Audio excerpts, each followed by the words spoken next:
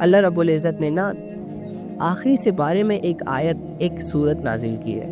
اگر آپ اسے غور سے سن لیں گے نا تو یقین کریں کہ آپ لوگوں کو پتہ چل جائے گا کہ ہم کیا کر رہے ہیں. آپ لوگوں کو پتہ چل جائے گا کہ واقعی یہ دنیا کی کیا حقیقت ہے. اللہ رب العزت نے انسان کی ساری سچویشنز جیسے لا کے اس کے سامنے رکھ دی ہو کہ میرے بندے دیکھ تو یہ کر رہا ہے، تیری یہ چاہت ہے اور تیرے ساتھ یہ ہونے والا ہے. ساری کی ساری چیزیں اس کے سامنے لا کر رکھ دی. اب میں بہت نکما، بہت بیوقوف انسان کہلاؤں گا اگر میں اللہ کی بات پر یقین نہیں کروں گا، اور میں بہت عقل مند شخص کہلاؤں گا اگر میں نے اللہ کی بات کا یقین کر لیا. یہ قرآن اسی لیے ہمارے درمیان موجود ہے. ٹھیک ہے، تو اللہ تعالیٰ کیا فرماتے ہیں؟ الہاکم التکاثر حتی زرتم المقابر. ایک دوسرے سے بڑھ چڑھ کر دنیا کا عیش حاصل کرنے کی ہوس نے تمہیں غفلت میں ڈال رکھا ہے. یار ایک سیکنڈ کے لیے نا یہ سوچو کہ اللہ آپ سے بات کر رہا ہے. ایک سیکنڈ کے لیے یہ سوچو کہ تم دنیا کی زندگی میں مصروف ہو، تم جابز میں مصروف ہو، تم بزنس میں مصروف ہو، تم بیوی بچوں میں مصروف ہو. اوکے فائن، اوکے ایک سیکنڈ کے لیے امیجن کر لیں کہ آپ کی یہ کنڈیشن ہے، آپ کی یہ سچویشنز ہیں، آپ کی ساری فیملی بس دنیا دنیا دنیا کر رہی ہے اور ساتھ میں آپ بھی مل بیٹھ کے دنیا دنیا دنیا کر رہے ہیں، اور ایک دم سے اللہ رب العزت کی ایک آیت آپ پر اترتی ہے. اللہ آپ سے کہتے ہیں الہاکم التکاثر حتی زرتم المقابر. ایک دوسرے سے بڑھ چڑھ کر دنیا کی عیش، دنیا کے نفع، دنیا کی دولتیں حاصل کرنے کی ہوس، خواہش، تمنا نے تم لوگوں کو غفلت میں ڈال رکھا ہے. غفلت سے کس سے غفلت تو ہم نہیں کر رہے دنیا کماتے ہوئے. غفلت کسے کہتے ہیں؟ جس کام کو کرنے میں انٹرسٹ ہی نہ ہو، جس دولت کو بنانے میں انٹرسٹ ہی نہ ہو، جن لوگوں میں انٹرسٹ ہی نہ ہو، وغیرہ وغیرہ وغیرہ. غفلت اسے کہتے ہیں. ایک چیز حقیقتاً مجھے فائدہ دینے والی بالکل میرے سامنے ہو اور میں اس سے فائدہ نہ اٹھاؤں، اسے غفلت کہتے ہیں. ایک حقیقت، ایک ریالٹی بالکل کھل کر میرے سامنے آ گئی، میں آنکھیں بند کر لوں، اسے غفلت کہتے ہیں. تو اللہ فرمانے تمہیں غفلت میں ڈال رکھا ہے ان چیزوں نے. یہ جو تم کہتے ہو نا گھروں میں بیٹھ کے باتیں کرتے ہو کہ میں نے یہ گاڑی لی ہے، میں نے وہ گاڑی لی ہے، تو دوسرا کہتا ہے میں نے اس سے اچھی لی ہے. ایک کہتا ہے کہ میرا بینک بیلنس اتنا ہے، تو دوسرا آگے سے کہتا ہے کہ ہاں میرا بھی اتنا ہے، میں نے بھی یہ ہے، فلاں فلاں فلاں. یعنی اماؤنٹس بتا کر ایک دوسرے کو یہ ریئلائز کرواتے ہیں کہ عزت ہماری ہونی چاہیے، اسٹیٹس میں ہم اوپر ہیں تم نیچے ہو، وغیرہ وغیرہ. اس طرح کی یعنی کہ ایک دوسرے سے بڑھ چڑھ کر ان کی کوششیں جاری ہوتی ہیں، ہوس ہوتی ہے. کسی نے ایک سنگل سٹوری گھر بنایا تو حسد پیدا ہوئی. میں نے دیکھا، میں گیا اور میں نے جا کے ڈبل سٹوری بنایا، اور پھر میں نے اسی کو انوائٹ کیا، دیکھ میری ڈبل سٹوری کا گھر، وغیرہ وغیرہ. ایک دوسرے سے کمپٹیشن چل رہا ہے نا آج کل کے لوگوں کا، دولت میں بھی، شہرت میں بھی، حسن میں بھی، جوانی میں بھی، طاقت میں بھی، ایچ اینڈ ایوری تھنگ. جو سچویشنز، جو فیلنگز ہمارے سامنے آتی ہیں، ہم کمپٹیشن کر رہے ہیں ایک دوسرے کے ساتھ. تو یہی چیز، یہی دنیا کی مصروفیت، یہی دنیا کمانے کی ہوس، یہی دنیا کی ایک بیماری، یہ دنیا کی محبت کی بیماری نے ہمیں غفلت میں ڈال رکھا ہے. کس سے؟ آخرت سے. ایک بڑی کامیابی سے، ایک شاندار کامیابی سے. تم مرلہ 5 مرلہ کے گھر بنا کر خوش ہو رہے ہو، اور اللہ تمہیں اتنا بڑا گھر دینا چاہ رہا ہے جو میلوں پر ہوگا. تم گھوڑے پر چلو گے اور تمہیں چلتے چلتے 100 سال گزر جائیں گے، لیکن تمہارے گھر کی ایک دیوار ختم نہیں ہوگی.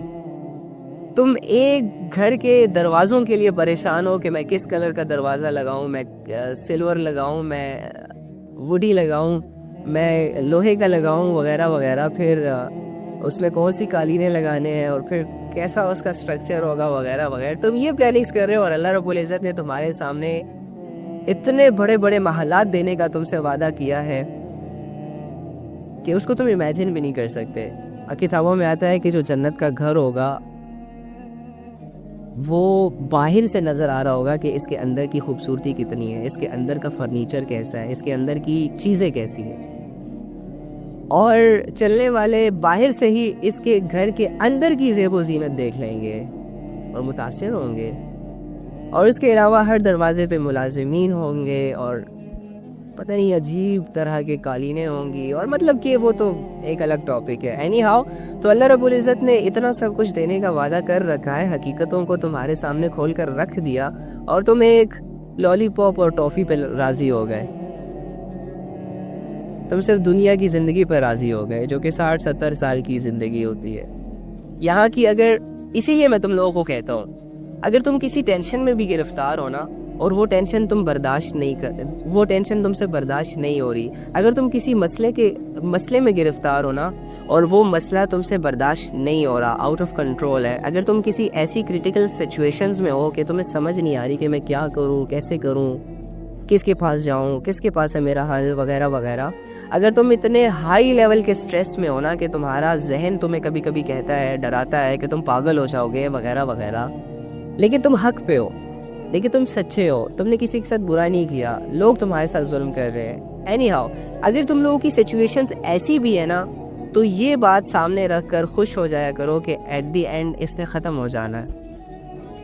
میری موت ان ساری سچویشنز کو ختم کر دے گی، لیکن اگر میں حق پہ ہوا، مجھ سے میرا اللہ راضی ہوا، میری سٹرگل آخرت کے لیے ہوئی، تو ان پرابلم سے تو میں بچ ہی جاؤں گا یا بچ ہی جاؤں گی، لیکن آخرت میں میرے لیے ایک شاندار ریوارڈ، آخرت میں میرے لیے وہ زندگی جو میں ہمیشہ سوچتا تھا، آخرت میں میرے لیے وہ ساری چیزیں جس کی میں خواہش کرتا تھا، ایسے لوگ جن کی تلاش مجھے تھی اس دنیا کی زندگی میں، یہ ساری چیزیں مجھے مل جائیں گی. بس کیا کرنا ہے، 50-60 سال تک برداشت کرنا ہے لوگوں کے ظلم کو، لوگوں کی باتوں کو، لوگوں کے دیے ہوئے زخموں کو، اور وہ ہارڈ اور وہ کریٹیکل کنڈیشن جو تم سے برداشت نہیں ہو رہی. بس یہ تم نے برداشت کرنا ہے، اور اسی لیے کرنا ہے تاکہ اللہ تم سے راضی رہے، اسی لیے کرنا ہے تاکہ بس میرے فیصلے کے دن میرے پاس کچھ تو ہو بولنے کے لیے وغیرہ وغیرہ. تو اینی ہاؤ، یہ تو میں آپ لوگوں کو سمجھا رہا ہوں. تو ایٹ دی اینڈ اگر میں دنیا بھی کما لوں گا، اگر میں نے بہت بڑے بڑے محلات بھی کھڑے کر دیے، اگر میرے گھر میں 4-4 10-10 20-20 گاڑیاں بھی آ گئی، اور لوگ میرے لیے میری عزتوں میں تالیاں بھی بجانے لگ جائیں، ایک لگژری لائف بھی اگر مجھے پرووائڈ کر دی گئی، یقین کریں میں نے مر جانا ہے، آپ نے مر جانا ہے، ہمارے بچوں کے حوالے، بچوں نے مر جانا ہے، ان کے بچوں کے حوالے، چیزیں دھری کی دھری رہ جاتی ہے، انسان شفٹ ہو جاتا ہے قبروں میں، مٹی میں ڈھیر ہو جاتا ہے، ایک نئی دنیا میں چلا جاتا ہے. تو وہ ایک نئی دنیا جو ہماری آنکھوں کے سامنے آتی ہے، یا آنے والی ہے، یا آ رہی ہے، یا جس کے بارے میں قرآن بتا رہا ہے، اس دنیا سے ہم غفلت میں پڑ جاتے ہیں، دنیا کی ہوس میں پڑ کر. جب ہم انسان دنیا کے پیچھے بھاگنا شروع کر دیتا ہے نا، تو پھر غفلت ہو جاتی ہے آخرت سے. لیکن اگر آخرت کو سامنے رکھ کر دنیا کمانے کی کوشش کرے، دنیا بنانے کی کوشش کرے، تو ویل اینڈ گڈ، دونوں جگہوں پہ اپنے لیے اچھائی کا سامان جمع کر رہا ہے. اللہ بھی اپریشیٹ کرتے ہیں ایسے بندے کو، ٹھیک ہے. اور اللہ فرما رہے ہیں حتی زرتم المقابر، یہاں تک کہ تم قبرستان میں پہنچ جاتے ہو، کماتے کماتے چلے جاتے ہو، جاب کرتے کرتے اس دنیا سے رخصت ہو جاتے ہو، ہاں گناہ کرتے کرتے سم ٹائم اس دنیا سے چلے جاتے ہو، پلاننگز کرتے کرتے، کسی کے گھر اجاڑنے کی پلاننگز کرتے کرتے سم ٹائمز تم اس دنیا سے چلے جاتے ہو. وہ وقت آ جاتا ہے کہ تم قبرستانوں کی زینت بن جاتے ہو، وہ وقت آ جاتا ہے جب تمہیں 4 کندھے اٹھا کر مٹی کے نیچے دبا کر آ جاتے ہیں. تم حالانکہ اس چیز سے غفلت میں تھے، تمہیں تو پتہ ہی نہیں تھا کہ میں نے مرنا ہے، تمہیں تو پتہ ہی نہیں تھا، تم تو اپنی پرابلمز میں یہ سوچ رہے تھے کہ اوف بہت بڑی پرابلم ہے، تم پرابلم میں یہ بھول گئے کہ مر جاؤں گا، سب کچھ ختم ہو جائے گا. اور اس طرح دنیا کی اکڑ میں تم اتنی مصروف تھے، دنیا کے فالوورز حاصل کرنے میں تم اتنے مصروف تھے، دنیا کی رسپانسبلٹیز اٹھانے میں تم اتنے زیادہ مصروف تھے کہ تم اپنی قبر کو بھول گئے، تم اپنی آخرت اور اپنے آخری دن کو بھول گئے. لو پھر اب تمہیں لے جایا جا رہا ہے تمہارے نہ چاہتے ہوئے. کون چاہتا ہے کہ میری زندگی جس کے لیے میں اتنی محنت کروں وہ ایک دم سے جھٹ سے ختم ہو جائے؟ مجھے بتائیں نا، جس نے دنیا سے دل لگایا ہو، کیا اس کا دنیا سے جانے کا دل کرے گا؟ نہیں کرے گا. اسے ذرا فیل کر کے ذرا سمجھیں کہ اگر آپ کسی سے دل لگاتے ہیں تو کیا اس انسان سے دور جانے کا دل کرتا ہے؟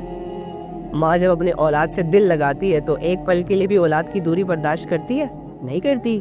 اگر کوئی اولاد چھیننے کی اس سے کوشش کرے، تڑپ تڑپ کے مر جاتی ہے، چیختی چلاتی ہے، اولاد کی محبت میں پاگل ہو جاتی ہے سم ٹائمز. تو یہ اسی لیے نا، کیونکہ دل میں اولاد کی محبت کے جذبے ہوتے ہیں، تو یہ تو پاک صاف جذبے ہیں. اینی ہاؤ، تو جو انسان حرام طریقوں سے دنیا کماتا ہے، جو انسان اتنا بڑا گھاٹے کا سودا کرتا ہے، جو انسان اتنا بڑا کمپرومائز کرتا ہے کہ اللہ کو بھول بھلا کر دنیا کی دولتوں کو سمیٹتا ہے، تو ایسی دولتوں کو آخر میں چھوڑنے کا دل کرے گا اس کا؟ نہیں کرے گا۔ یہ جو ہم کتابوں میں سنتے ہیں نا کہ فرشتے آئیں گے اور ایک انسان کے جسم سے روح نکالیں گے اور وہ نکل نہیں رہی ہوگی، مجھے تو ایک چیز اس سے یہ بھی سمجھ آتی ہے کہ ظاہری سی بات ہے، جس کا دل اس دنیا میں نہیں لگتا، جس کو انتظار ہی یہی ہے کہ اس نے اپنے رب کے پاس جانا ہے، جس کی کوشش ہی یہی ہے جوانی سے لے کے بڑھاپے تک کہ کب اللہ رب العزت کی ملاقات کا دن آئے گا، وہ تو اپنی روح خوشی خوشی فرشتوں کے حوالے کر دے گا۔ وہ تو خود کہے گا کہ ہاں ٹھیک ہے، تمہارا یہ انتظار تھا، لو میری روح قبض کرو، لے جاؤ مجھے اس رب کے پاس جس کو میں بن دیکھے ساری عمر پوچھتا رہا، بن دیکھے جس کی میں مانتا رہا، جس کے لیے میں نے دنیا کی لذتوں سے خود کو روکے رکھا، مجھے لے جاؤ اس کے پاس جس نے مجھے جنت دینے کا وعدہ کیا ہے ان ساری چیزوں کو کرنے کے بعد۔ تو وہ تو خوشی خوشی اپنی روح ان کے حوالے کر دے گا، کیونکہ وہ کہتے ہیں نا کہ مومن کے لیے دنیا قید خانہ ہے، تو قید خانے سے آزادی کس کو نہیں پسند ہوتی؟ ہر انسان کو پسند ہوتی ہے۔ تو جیسے ہی وہ اپنے فرشتوں کو دیکھے گا وہ اپنی روح خوشی خوشی دے دے گا، لیکن آپ لوگوں نے یہ بھی سنا ہوگا کہ کچھ لوگ ایسے ہوں گے جن کے جسموں سے روح نہیں نکل رہی ہوگی، اور فرشتے اسے نکالنے کے لیے کھینچیں گے اس کے جسم سے روح، اور وہ بہت مشکل سے نکلے گی، چیختی چیختی، اور جب نکلے گی تو ان کی ہڈیوں کا جو پنجرہ ہے وہ ٹوٹ جائے گا۔ وہ کہتے ہیں کہ ایک نیک انسان کی روح اللہ رب العزت ایسے قبض کرتا ہے جیسے آٹا نہیں ہوتا، آٹا اس میں ایک بال ہو، آپ وہ نکالتے ہیں، اتنا ایزی۔ اور جو مشرک گنہگار اللہ کا نافرمان شخص ہوتا ہے اس کی روح ایسے قبض کی جاتی ہے جیسے آپ ایک نرم کپڑا کسی جھاڑی پر رکھ دیں اور پھر اس کو اس جھاڑی سے ہٹانے کی کوشش کرے، تو وہ جو کانٹے ہیں وہ اس کپڑے کو چھوڑ نہیں رہے ہوتے، تو کتنی مشکل سے وہ نکلتے ہیں۔ سیم اسی طرح تو جو شخص دنیا کا پجاری ہوتا ہے، جو شخص دنیا میں رہتے رہتے اللہ کو بھول جاتا ہے اور اس کی ساری سٹرگل دنیا پہ ڈائیورٹ ہو جاتی ہے، اس کی ساری فکریں دنیا کے ساتھ اٹیچ ہو جاتی ہیں، اس انسان کی روح پھر ایسے ہی قبض ہوتی ہے۔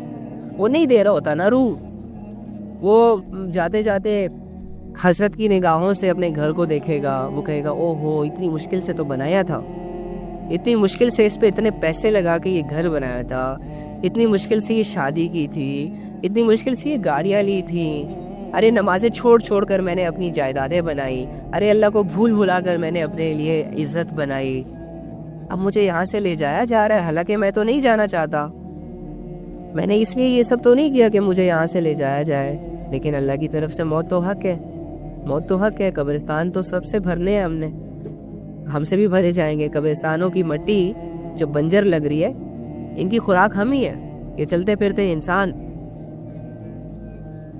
تو پھر وہ نہیں دے رہا ہوگا اپنی روح، تو فرشتے تو کھینچیں گے، اور ہار آخر میں کس کی ہوتی ہے؟ فرشتوں کی نہیں، انسان کی۔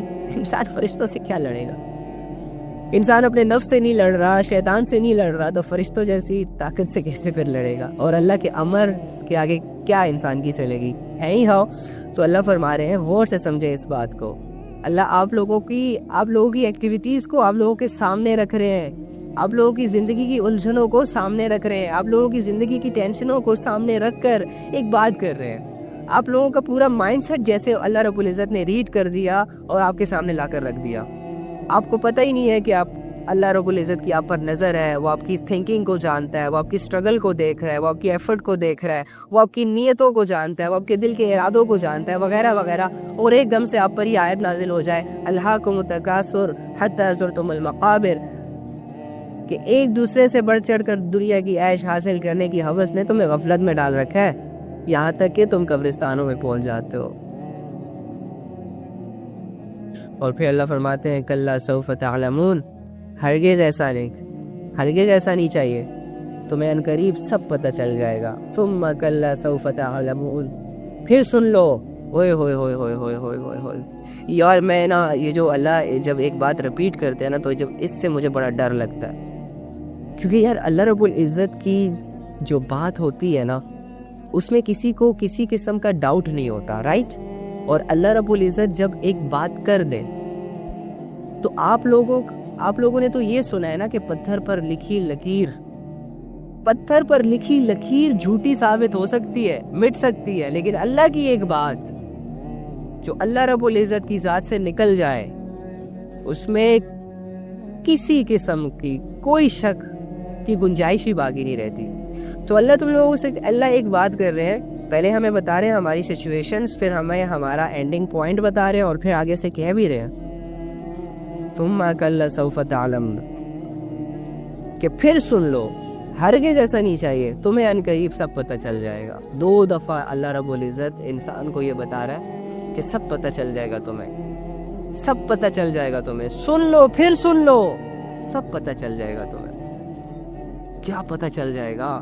وہی باتیں جن کو ہم اگنور کرتے ہیں, وہی باتیں جن کو ہم ایک کان سے سنتے ہیں دوسرے کانوں سے نکال دیتے ہیں, وہی باتیں جو ہمیں انسپائر نہیں کرتی, وہی باتیں جو ہمارے دل کو ٹچ نہیں کرتی, وہی حدیثیں جو ہمیں سمجھ نہیں آتی, یا وہی قرآن کی آیتیں جن کو ہم جان بوجھ کر اگنور کرتے ہیں, یا وہی قرآن اللہ کے نبی کی سنتیں جن کے جنازے ہم گھروں سے نکال رہے ہیں, اللہ کے نبی کی وہ حدیثیں جو ہمیں ہزاروں کی تعداد میں معلوم ہے, اور معلوم ہونے کے باوجود اس سے غفلت میں ہے, نہیں مان رہے, نہیں کر رہے. ویسا کیوں نہیں کر رہے؟ یار فیملی کیا کہے گی. کیوں نہیں کر رہے؟ یار دل نہیں کر رہا. کیوں نہیں کر رہے؟ یار یہ کام امپورٹنٹ ہے, پہلے یہ کر لوں پھر وہ کر لوں گا. کیوں نہیں کر لے؟ یار بعد میں کروں گا, وغیرہ وغیرہ. اس طرح کی چیزوں سے ہم غفلت کر جاتے ہیں. تو یہ ساری چیزیں ہمیں ایک ایسی منزل کی طرف پھر لے جائیں گی جو بہت بھیانک ہوگی, جس سے خلاصی نہیں ہوگی. اور یہ جو چھوٹی چھوٹی پرابلمز ہمیں کھا رہی ہے نا آج دیمک کی طرح, یہ تو پھر کچھ لگیں گی نہیں. اصل مسئلے تو وہاں شروع ہوں گے, اصل پرابلمز کی کتابیں تو وہاں کھلیں گی اگر ہم یہاں سے غفلت میں چلے گئے.